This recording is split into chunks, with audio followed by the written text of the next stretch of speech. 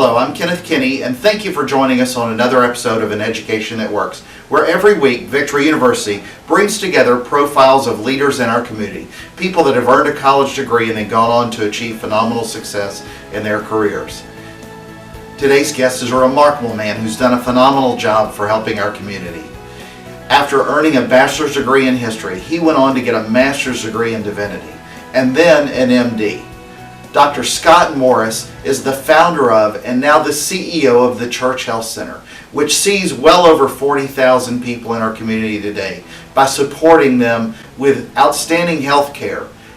Dr. Morris and the Church Health Center truly exhibit an integration of faith and learning in our community. Please join me now for Victory University's An Education That Works.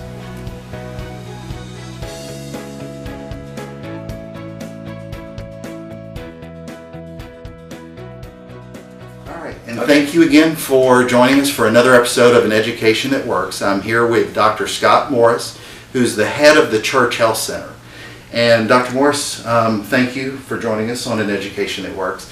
And if you will, please tell me a little bit about your own educational background. You have a very impressive background with both a doctorate in divinity and an MD. Right. Yeah, well, growing up, I went to school for a long time, I guess. So I grew up in Atlanta and went to a public school in elementary school and then went to a private high school. I went to the University of Virginia. I then went to Yale Divinity School, to Emory Medical School, and then did my residency at the Medical College of Virginia.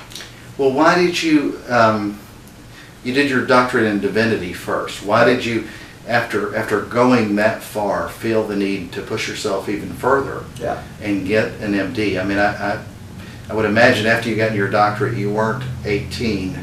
You had already got to a certain age. Right. You weren't at the Pat Chathams type stage, but you were not, you'd already hit a strong climax level that most people would have said that's enough. Well, this was always the plan. Yeah. When I was in high school, I was interested in professionally be involved in the church, but I didn't want to preach 52 sermons a year. I don't know how anybody could do that. Sure. So I wanted to actually pitch for the Atlanta Braves, but they never called. So I had to come up with another plan. Right. But I read the Bible. I saw the stuff in there about healing the sick. A third of the Bible has to do with healing the sick. There actually is a reason these hospitals have church names on them, but we've forgotten how that has worked. So my plan was to go to seminary, to be professionally engaged in the church, but then to find a way to be engaged in a healing ministry personally. So that was why I went to seminary first and then went on to medical school. I spend most of my time playing doctor, but I actually think of myself as a pastor. Well, I mean, the Church Health Center that you started in 1987, now one of the largest in the country, serves over 40,000 every year. It's remarkable to see how many people that you help on a daily and yearly basis. How do you think this, and a lot of people have tried, not necessarily similar type setups, but you're not the first to do this kind of setup. What do you think is maybe a reason for some of your success? Well, I think the reason for our success is because we're doing what people of faith are called to do. Right. You know, from a strictly Christian standpoint, the call to discipleship is to do three things: to preach, to teach, and to heal. You don't get to take a pass on the healing part. Right. You want to be a faithful follower of Jesus, you got to be involved in a healing ministry. But I think the same thing's true whether you're Jewish or Muslim or Hindu. Sure. Every community of faith has an element of caring for the body that God has given us and caring for the poor. You know, that those two things are what the Church Health Center marries, and what I think every community of faith has an obligation to find some answer for. And that's what we work on. So that's the heart of the Church Health Center. We can't solve the great social problems in America. We don't know how to do that. What we do know how to do, though, is call people of faith to task and say, how am I going to do this in today's world? And it has led to our success.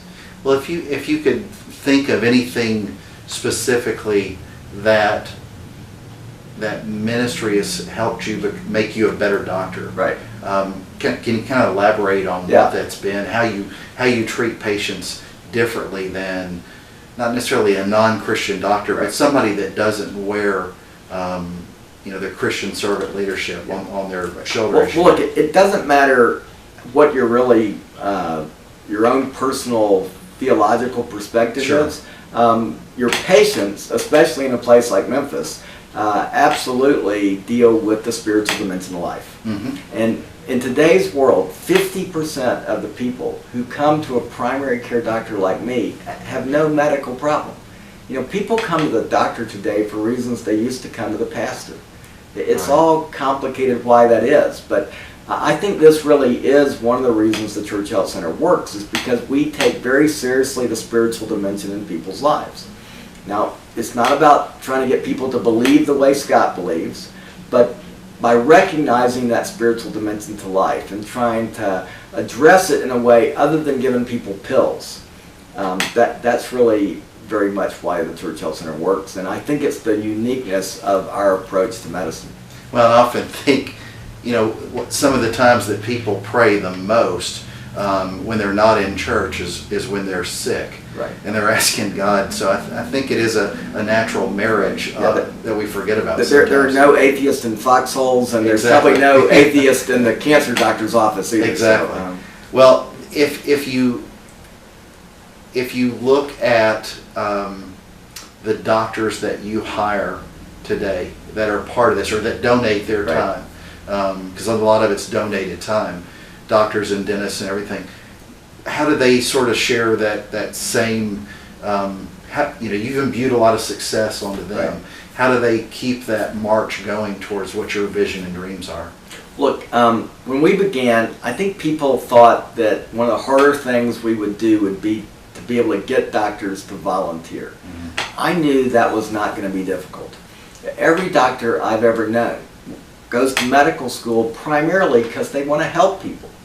Now, along the way, I confess, people do sometimes get converted to what I regard as the religion of medicine. Sure. But if you scratch people deep enough, they still want to help people.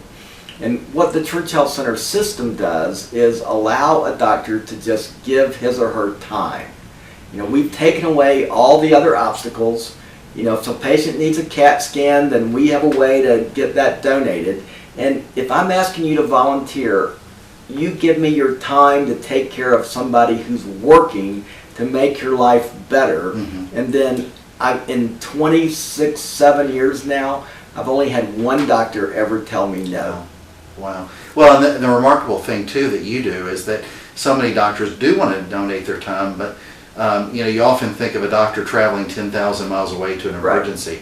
I think one of the remarkable things you've done about helping this community is there are plenty of patients here, and we, all of us, especially with the changes in healthcare, need that extra bit of help locally in our community. Well, sadly, Memphis is the poorest major city in America. Right. And there is great need here. You don't have to go to the developing world. I mean, we actually encourage people to take mission trips and all. Sure. So there's a lot of different ways to give back.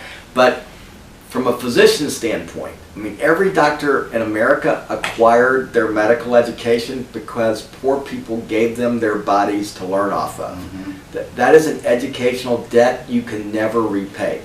So asking doctors to give back is a really very simple thing, and it's also why I think doctors always tell us yes.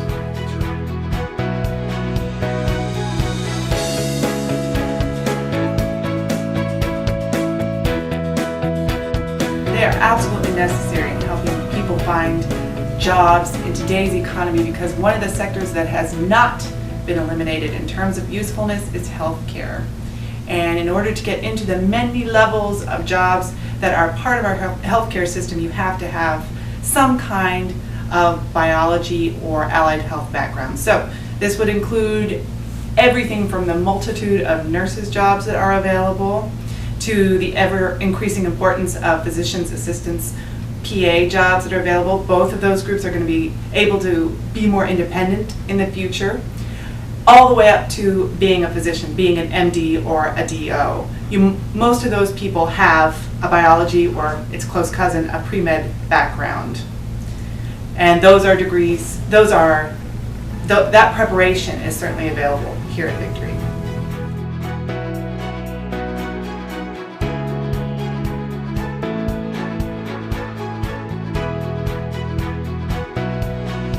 You often look at the poverty we're talking about in Memphis community.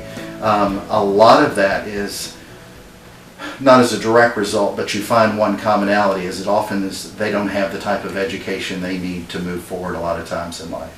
Can you talk about the level of how education, how you feel it can help your own patients? And then I want to also talk to you about how it might benefit students who want to become Right. future doctors. Well, just from the Church Health Center standpoint, being healthy is not about the absence of disease. Right. It's about being able to live the life well lived. So many people don't realize the Church Health Center actually runs a preschool. That It's amazing. I actually hope everybody watching will vote for the tax to fund Sure. pre-K education. But the Church Health Center runs a faith-based, privately funded preschool that operates inside a Memphis City school, and we have permission from the lawyers to do it. Mhm. And we've been doing it for over 15 years. Gosh. It's called Perea. We have 128 kids. I would argue it's the most successful preschool in Memphis. The name Perea comes from when Jesus said, "Let the little children come unto me." He was in the region of Perea. Now, why do we do this? Because early education absolutely is a healthcare issue. We were many years ago seeing children come to us who wouldn't know their first name. What's your name? My name's Peanut. No, what's your real name? Wouldn't know. I actually consider that to be a health problem. I can treat Peanut for the next 50 years for all the problems that come about because of a bad start, or we help him get a better start, which is totally why the Church Health Center is in the health and education business, and why as we move forward, we will be even more so. Sure. Well, a lot of young people, whether they're 6 years old or 16, 17, looking at colleges, when they grow up, they want to be a fireman, a doctor, or a lawyer. The doctor's often in that conversation. So when you talk to students who want to be where you are in 5, 10 years, and that make that plan to go through medical school, what advice do you give them? Well, if you come and look at the Church Health Center, we have a lot of young people engaged here. So people in college, we have internship programs galore. Our most well-known program we call Church Health Scholars. People have finished college, they come work for us for a year, and they go on to medical school. We now have over 500 graduates Wow. who've gone on to medical school. I'm like a That's proud amazing. papa every time one of them Absolutely. graduates. But one of the things that I think that's really important early on, particularly as an undergraduate, one of the things you're trying to do is stand out so that people would pick you, and which is more likely to stand out? The 5,000th biology major, Right. or somebody who actually has a broad undergraduate education? And I think being a really good doctor is about having a broad base of knowledge. Sure. So, in my own life, I was a history major. Now, do I have the ability to do the sciences? You have to do that in order to get chosen Sure. to go to medical school. But I think it's far more important as an undergraduate to be able to take history courses, English courses, certainly be able to learn how to write well. That's the best advice I give young people about being a good doctor. Not about learning the sciences. Trust me, medical school is going to make you learn the sciences. Sure. But can you learn how to write the English language? That would be a good thing. And communicate with your patients. That's one of the Right. most common complaints we often hear. Well, what advice do you give to someone who, in today's world, we have a lot of students who aren't, I brought up Patch Adams, we have a lot of students who aren't 22 years old when they get out of school. Yeah. We have a lot of students who go back, like Patch Adams, the movie, that they went back as adults. Can an adult who's 30, 40, 50, what impact can they make if they go back to school and apply themselves in the medical industry? What kind of advice would you give them? Well, The medical world's changing. Sure. If you haven't noticed, it's changing in big ways, and it's not just around the Affordable Care Act and healthcare.gov.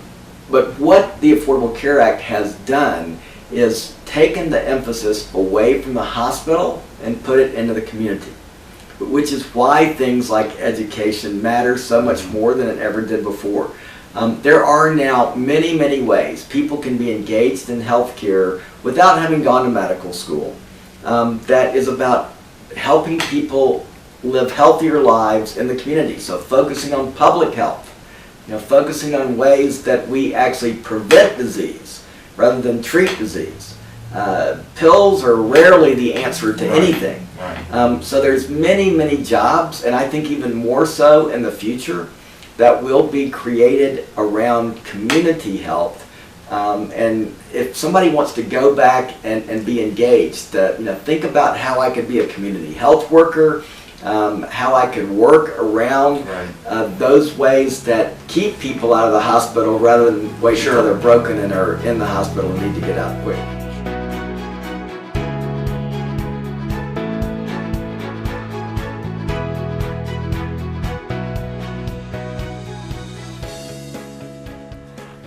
The reason that I want to apply to medical school is because I want to make a change in my community. I want to work with people, who suffer from mental disorders, schizophrenia, trauma, abuses, and everything. And I feel like I can use my knowledge, my skills to help those people to build relationships. Not only with patients, but with patients, clients, and we can serve a better healthcare world or a community.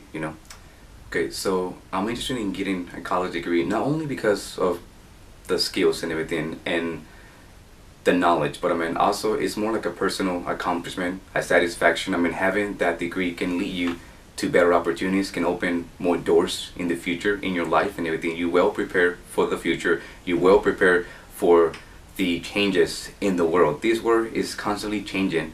This world is suffering from different mutations, so you have to be ready. You have to know what you're doing. You have to know where you're going. And I feel like a college degree can lead you, can teach you, can direct you to your goals in life.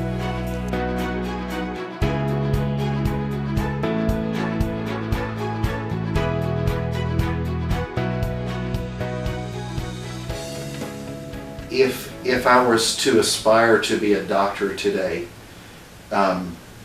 with the way healthcare is changing, would you still recommend history or English as an undergrad major? Is that going to, because there are a lot more students today. There's a lot more colleges than there were. We often think with Victory University, with having an education that works, it's about preparing students so that they can go on and have a meaningful and successful career. I am 100% with you on having a broad-based knowledge, but is that, with the way healthcare is changing, is that necessarily the same best path that they should take, or should they double major with biology and English, or what? Just that kind of advice. What would you recommend? So my first semester in medical school, I had just come out of seminary. I was a history undergraduate major, and I took my first biochemistry test, and I made, like a 52. Sure. And I'm thinking, oh my God, I can't do this. I'm going to fail. I can't cover all this. I'm not smart enough. Mm-hmm. Well, the very next test, I'm sort of at the top of the class. Why? Because medical school goes so fast that in the first 6 weeks, we covered everything the biochemistry majors had done in 6 weeks, what they did in 4 years. So that first test was a total review for them. But from that point on, I was on even ground. What the biochemistry majors didn't have is that broad base of knowledge that I had as a liberal arts major. Mm-hmm. So I don't think that changes. That absolutely doesn't change. Now, do you need to know about the issues of an electronic medical record and focus on technology to a certain degree? Absolutely. But you can't be a young student today and not know that at some level. But what you don't need is to be so focused on technology.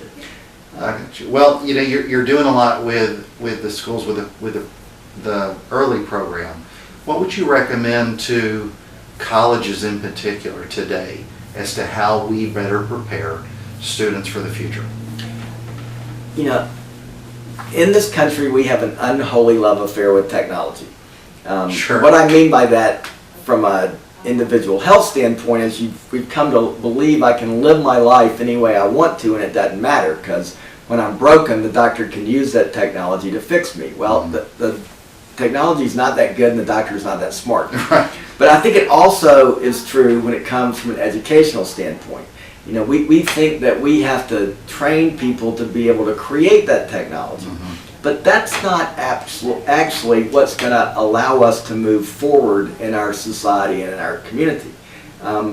Things don't really change today from how they used to be. Ultimately, what matters is relationships. Right. Being able to communicate, being able to develop systems that lead to people having joyful lives.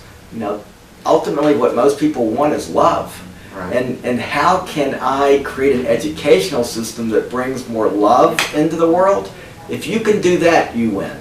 Well, and it's, you know, you're almost talking about we're creating people that help treat the symptom only, but not Right. the cure. Right. So talk to me a little bit about the Church Health Center has grown tremendously. Where do you see it going over the next 5 years? Well, I mean, the thing that we have put all of our eggs in one basket is in our move to Sears Crosstown. I hope people are familiar with this project. We're moving the entire Church Health Center into Sears Crosstown over the next 2.5 years. Now, this building will be the coolest building in Memphis. Sure.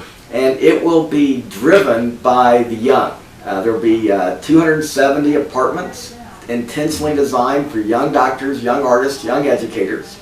But then it will be what we refer to as a vertical urban village. It will be the Church Health Center, it will be Methodist Hospital, St. Francis, but also the Memphis Teacher Residency, Crosstown Arts, everything that is about the young future of Memphis. And we're going to be right in the middle of that. It's going to be about how do you bring rich, poor, black, white together in Memphis in an iconic building, but in a transformative way for that part of Memphis, but I think ultimately for the entire city. So the future of the Church Health Center is all about how do we make Memphis the heart of the faith and health movement in America. Yes, it's about how we do it in Memphis, but I believe that the Church Health Center will be very much at the nidus of a movement for our entire country that connects faith and health.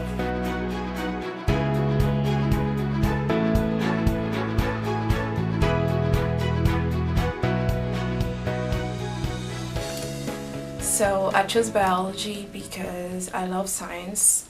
I love science since I was really young, and I was inspired by my father. My father is a chemist, so he always made us love everything about science. We always had to do some activities, really fun. And with my degree, I would love to go to the medical school, hopefully to be a better doctor. And also to have some opportunities to help people, to save lives specifically. And I'm interested in researching and also work with patients and work also in an international view, if you want to say that, because I don't want to stay in one section. I really want to help. I really want to give my help to the world.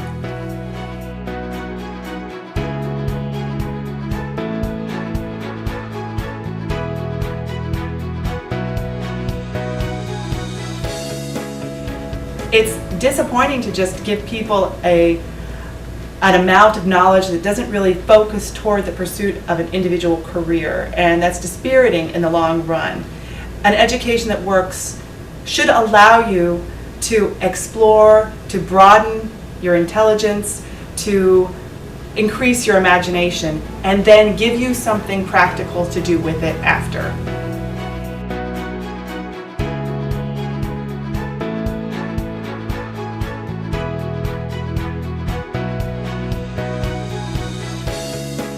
Well, obviously, the healthcare reform, not to get into a, overly controversial subject, but the Healthcare Reform Act has had a lot of influence on where your practice is going and everyone's practice over the next several years.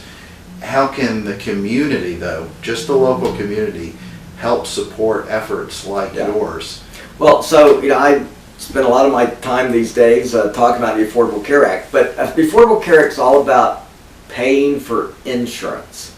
It's not really about improving health outcomes. Absolutely.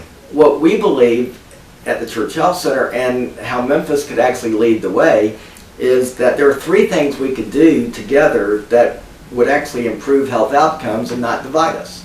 Number one, I've already mentioned, fall out of love with technology, that come to say, how does it work that we actually live the healthy life without being dependent on technology? The corollary to that is number two, what does true prevention look like? How do we focus on living a life that is about focusing on the future, not just the past, and making prevention be at the heart of who we are? And number three, we have to deal with the issues around end of life. What we are currently doing is torturing our parents and our grandparents. People spend the last 2 weeks of their life in the intensive care unit with a tube stuck down their throat in a place where they never turn the lights off, around people who do not know them well enough to love them, and then they die. That's immoral. But we can change that. We can change that by saying, death is not the enemy. And how do we help people die well? I don't think people can die with dignity, because death takes away your dignity. But we could actually help people die well, and in doing so, it would improve our health outcomes in ways that I think everybody would say we did something that made a lot of difference. Doctor, I really appreciate your time, especially with your support of education and for what you're doing in the community. It's been remarkable what you've done for well over 20 years, and I thank you for being on Education. We absolutely want to continue to do this with our internship programs, with our Church Health Scholar program. Investing in the young, investing in education is probably the smartest thing that anybody can do. Great, thank you.